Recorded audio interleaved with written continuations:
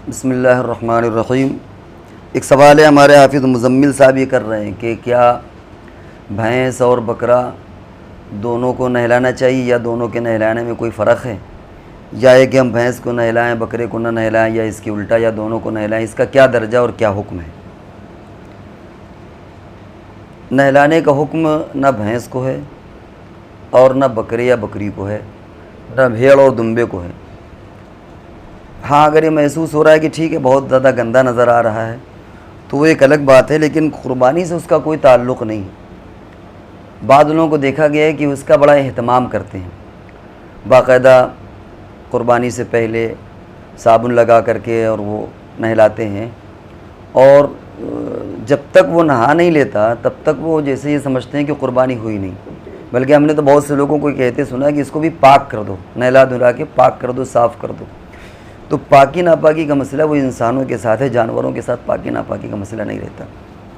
फिर दूसरे ये कि असल चीज़ ये कि क़ुरबानी से पहले भूखा प्यासा न रहे वो, और उसकी राहत का ख्याल किया जाए। तो अब हम ये देखें कि नहलाने में उसको राहत है या न नहलाने में उसको राहत है। बकरे को किस चीज़ में राहत मिल रही है। हाँ, अगर आप भैंस को नहला दें, पड़वे को नहला दें तो समझ में आता है, क्योंकि आम तौर से भैंस और पड़वा ये जो होता है ये पानी को पसंद करते हैं। आप अगर देहातों में देखें तो नदी, नहर, तालाब या जो सड़क के किनारे या कहीं पर छोटे छोटे गड्ढे पानी के होते हैं, आप देखें कि भैंस जो है वो पानी में छलांग लगा देती है, उसमें रहती है। बल्कि लोग मिसाल भी कहते हैं कि अब गई भैंस पानी में यानी पकड़ना मुश्किल हो जाएगा। तो भैंस को पानी के साथ थोड़ी सी मुनासिबत है। और बाद लोगों ने एक लतीफ़ा भी पैदा किया, मुमकिन है साइंटिफिक एतबार से दुरुस्त भी, कि काला कलर जो है वो धूप की शुआओं को खींचता है। इसीलिए जो लोग हज करने जाते हैं वहाँ लिखा रहता है कि सफ़ेद छतरी का इस्तेमाल करें।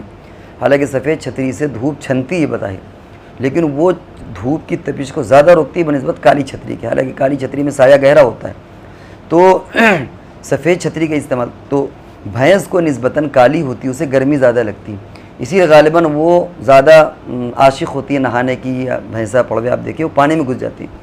और बकरी निस्बतन पानी से डरती है।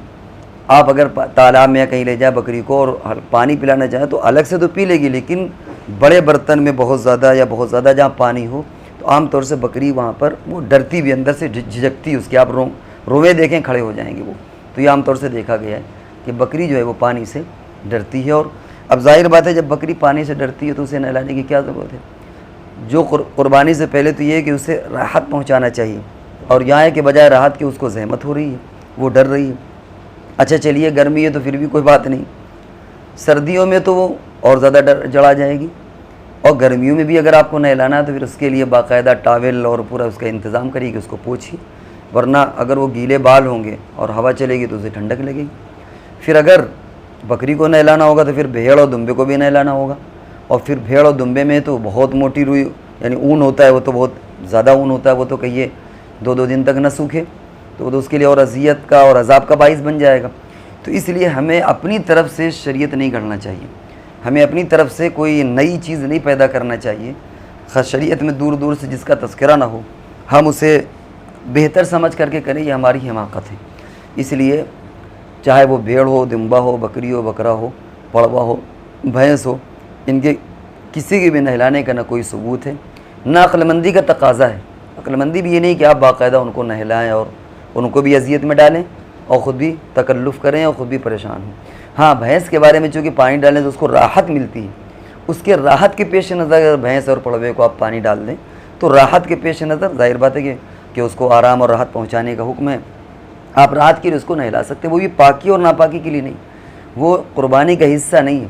उस पर भी इस वजह से नहीं कि हम क़ुरबानी करने जा रहे हैं इसलिए, बल्कि उसको इससे राहत मिलेगी इस वजह से। जैसे चारा खिला दीजिए आप, उससे भूखा ना रखिए, ऐसी अगर भैंस है या पड़वा है आप उसको नहला दें तो कोई हरज नहीं है, बेहतर है।